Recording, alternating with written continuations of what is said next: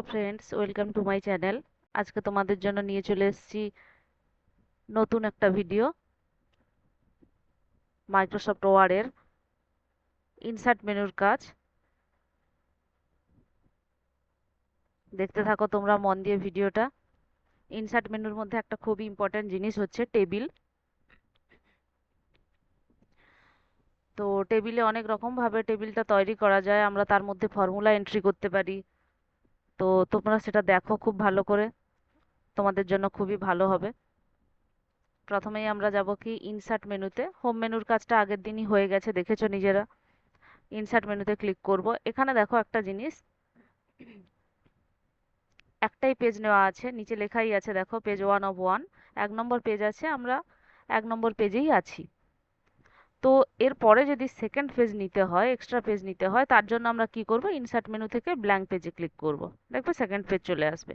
Automatic আমরা লিখতে লিখতে যদি পেজটা কমপ্লিট হয়ে যায় লেখাটা, তো অটোমেটিক 2 নম্বর পেজ চলে আসবে।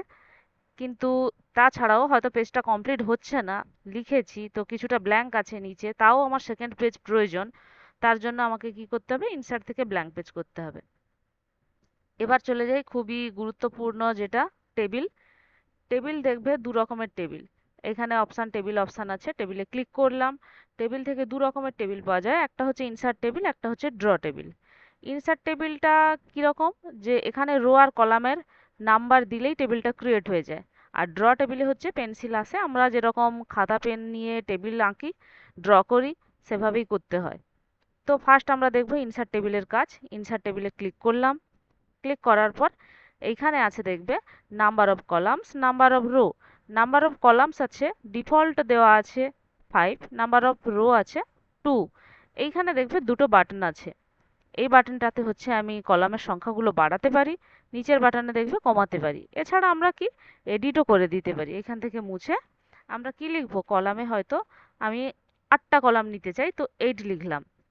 রো হয়তো 5টা নিতে চাই, তার জন্য 5 লিখলাম। দেন ওকে করব।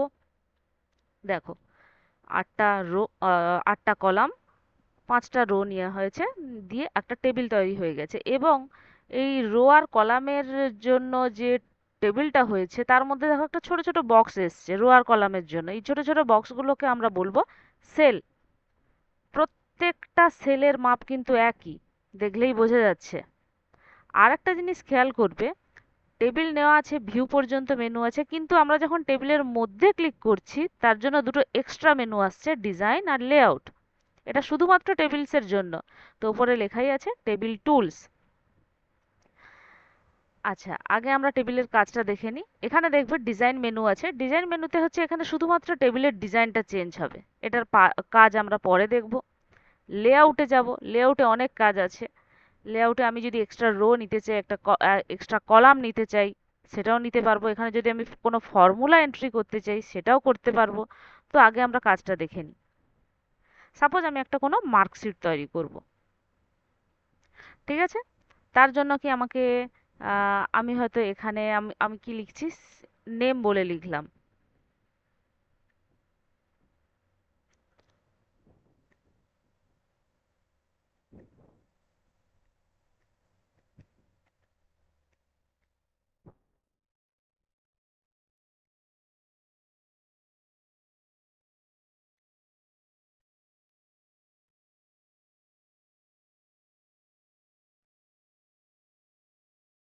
এছাড়াও দেখো সাবজেক্টগুলো লেখা হয়েছে ঠিকই।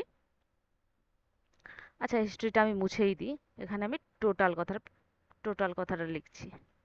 এছাড়া আমাকে কি, আমার আরো একটা কলামসের প্রয়োজন কেন, কারণ টোটালের পর আমি পার্সেন্টেজ অ্যাড করব। তার জন্য কলামস নিতে হবে, কলাম তো নেই।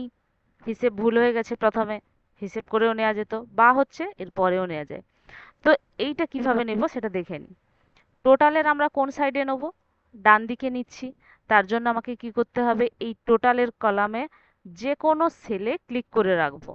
ক্লিক করে রাখার পর এইখানে অপশান আছে দেখবে রো কলামস বলে, ইনসার্ট অ্যাবাভ, অর্থাৎ আমার কারসার আমি যেখানে রাখছি তার উপরে যদি আমাকে নতুন রো নিতে হয় তার জন্য ইনসার্ট অ্যাবাভ, তার নিচে যদি কোনো রো নিতে হয় তার জন্য ইনসার্ট বিলো, তার যদি লেফট সাইডে কোনো রো নিতে হয়, অর্থাৎ আমি যদি টোটালের আগে কোনো সাবজেক্ট অ্যাড করতে চাই, তার জন্য আমাকে কি করতে হবে, ইনসার্ট লেফট।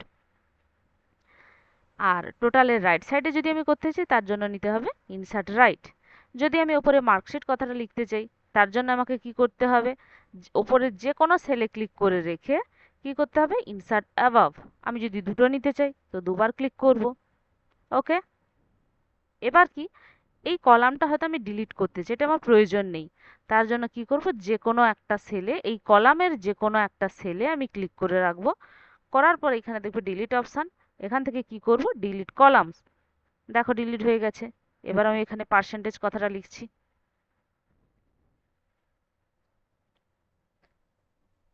ঠিক আছে, এবার আমি ওপরে কি করব, মার্কশিট কথাটা লিখবো, কিন্তু তার জন্য কি, সেটা আমি মিডিলে লিখতে চাই। মিডিলে লিখতে হলে এই দাগগুলো আমাকে তুলে দিতে হবে, অর্থাৎ কি, এতগুলো সেল আছে, সব সেলের যদি আমি দাগ তুলে দিই তো আমাকে একটাই বক্স ক্রিয়েট হয়ে যাবে, সেটাকে কি বলা হবে, মার্জ সেল। অর্থাৎ সবগুলো সেলকে একটা সেলে পরিণত করতে হলে সেটা কি করব, মার্জ সেল। তার জন্য আমাকে কি করতে হবে, উপরের পুরো রোটা সিলেক্ট করতে হবে। করার পর এখানে মার্জ সেল অপশান আছে, এখানে ক্লিক করলাম। দেখো দাগগুলো মার্জ হয়ে গেছে। এবার আমি এখানে লিখবো মার্কশিট, লিখলাম। লেখার পর লেখাটাকে আমি মিডিলে কি করে আনবো, দু রকমের অপশান আছে। এক, আমি হোম মেনুতে গিয়ে সেন্টার করতে পারি। দুই হচ্ছে এখানে কি, লেআউটসে দেখবে এইখানে অনেকগুলো অ্যালাইনমেন্ট আছে, আমি একদম মিডিলের অপশানে ক্লিক করব, মিডিলে চলে আসবে। এরপরে কি, আমি সাবজেক্টের ওপরে লিখবো সাবজেক্ট। তো বেঙ্গলি টু ফিজিক্স পর্যন্ত আমার সাবজেক্ট, তাই আমি এত দূরই সিলেক্ট করলাম। করার পর কি করব, মার্জ করব। এইগুলো করব না, তার কারণ কি, নেম রোল তো আর সাবজেক্ট নয়, তাই নেম রোল সিলেক্ট করব না, শুধুমাত্র সাবজেক্টের ওপরের রো এর সেলগুলো সিলেক্ট করলাম। দিয়ে এখানে কি লিখব, সাবজেক্ট কথাটা লিখব। দেন একেও মিডিলে রাখলাম। তারপরেও দেখো রোলের ওপরের একটা সেল ব্ল্যাঙ্ক পড়ে আছে, নেমের ওপরের একটা সেল ব্ল্যাঙ্ক পড়ে আছে, টোটালেও পড়ে আছে, পার্সেন্টেজেও পড়ে আছে, দেখতে বাজে লাগছে। তো আমি এটাকে কি করব, এই দুটো সেলকে একটা সেলে পরিণত করব। তো কিভাবে করব, ব্ল্যাঙ্ক সেল আর নেমের সেলটা সিলেক্ট করলাম। করার পর কি করব, মার্জ করব। মার্জ করার পর এই মিডিলের অপশানে ক্লিক করব। এইটা করলে কি হয়, টেক্সটটা লেফট রাইট আপ ডাউন সব দিক থেকেই মিডিলে থাকবে। তো একইভাবে রোল আর রোলের ওপরের সেলটাও সিলেক্ট করলাম, মার্সেল করলাম, মিডিলের বক্সে ক্লিক করলাম। টোটালও সেম, টোটালকেও সিলেক্ট করে মার্সেল করব, মিডিলের বক্সে ক্লিক করব, পার্সেন্টেজকেও। দেখো বন্ধুরা, এতদূর নিশ্চয়ই বুঝতে পেরেছো তোমরা খুব ভালো করে। এরপরে কি, আমি কোনো নাম এন্ট্রি করছি।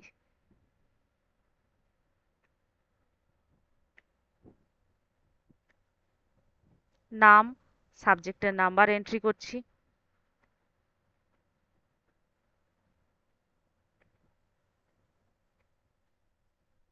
এবার কি করব, আমি টোটাল এখানে বের করব। টোটালটা আমরা কিভাবে করি, এখান থেকে কিন্তু ক্যালকুলেটরের মাধ্যমে বের করব না, এখানেই অপশান আছে।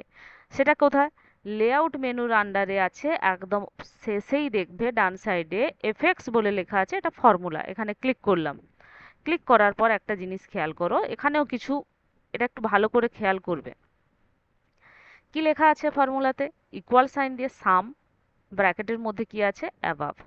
তো আমার এখানে কার্সার আছে, অ্যাবাভ মিন্স ওপরে, ওপরে তো কোনো নাম্বার নেই, তাহলে কি করব, সাম কিন্তু টোটালের ফর্মুলা, এটা খেয়াল রাখবে, সাম হচ্ছে টোটালের ফর্মুলা।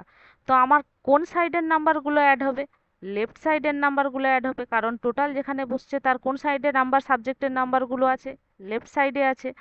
তো আমার এখানে কি লেখা উচিত, লেফট। আমি এটাকে মুছে কি লিখবো, লেফট। ওকে, দেখো টোটাল তো বসে গেছে, কিন্তু টোটালটা ভুল এসছে। বুঝবে কি করে, তোমরা নিজেরা অন্য জায়গায় ক্যালকুলেশন করবে। কারণ এইখানে আমি ফর্মুলাতে কি লিখেছি, কি লিখেছি, লেফট লিখেছি। লেফটে কিন্তু রোলটাও হচ্ছে নাম্বার, সাবজেক্টের আগেই আছে নাম্বার, তাই এখানে লেফট লিখলে চলবে না। এখানে হচ্ছে, যদি রোলটার জায়গায় ব্ল্যাঙ্ক থাকতো তাহলে হচ্ছে লেফট লিখলে হয়ে যেত, বা রোল আর বেঙ্গলির মিডিলে যদি সেকশন বা ক্লাস এরকম কিছু থাকতো তাহলেও লেফট লিখলে হয়ে যেত। তো আমরা এখানে লেফট লিখলে হবে না। লেফট কখন লিখলে হবে, যদি আমি রোল নাম্বারটা মুছে দিয়ে টোটাল বের করে নিই, তারপরে রোল নাম্বার এন্ট্রি করি, তাহলে লেফট লিখলে হবে। তা না হলে আমরা কি করব, পুরো ফর্মুলাটা মুছে দেবো, ইকুয়াল সাইন থাকবে, এমনি যেরকম ক্যালকুলেট করি আমরা প্লাস সাইন দিয়ে নাম্বারগুলো লিখবো।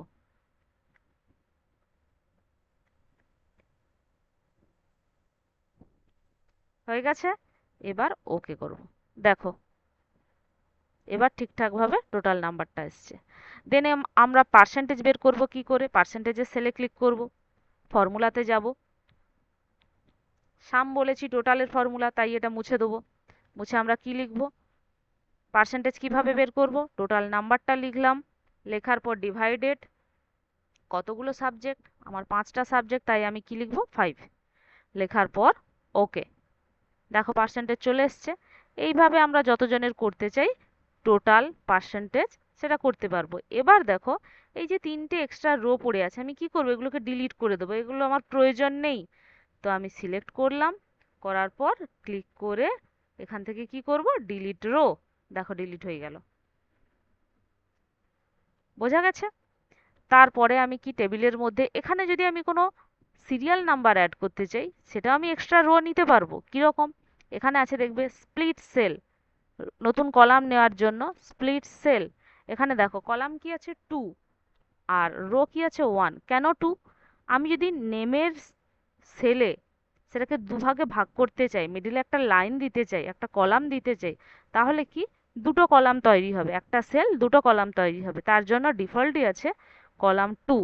আর ওর রো নাম্বার 1 কেন? কারণ একটাই রো এর মধ্যে। দেখো দেখলেই বুঝতে পারবে তোমরা। দেখো এবার নেমটাকে আমরা এখান থেকে কাট করে পাশের সেলে নিয়ে চলে যাব, কারণ যেহেতু প্রথম থেকে লেখা আছে তাই ওটা চলে এসছে। এবার দেখো আমরা এখানে কিরকম লিখছি, সিরিয়াল নাম্বার, নামের আগে ক্লিক করে 1 ফুল স্টপ স্পেস দিয়ে দাও।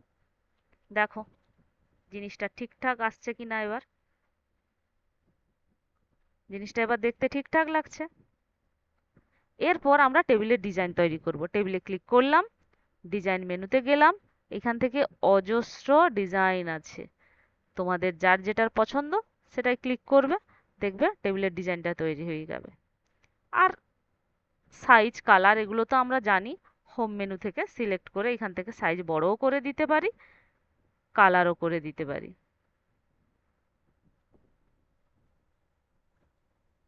বোঝা গেছে বন্ধুরা? খুবই সহজ। আজকে এই পর্যন্তই থাকলো, শুধুমাত্র টেবিল তৈরি। নিজেরা একবার ট্রাই করে দেখবে, ভালো লাগলে লাইক করবে, শেয়ার করবে।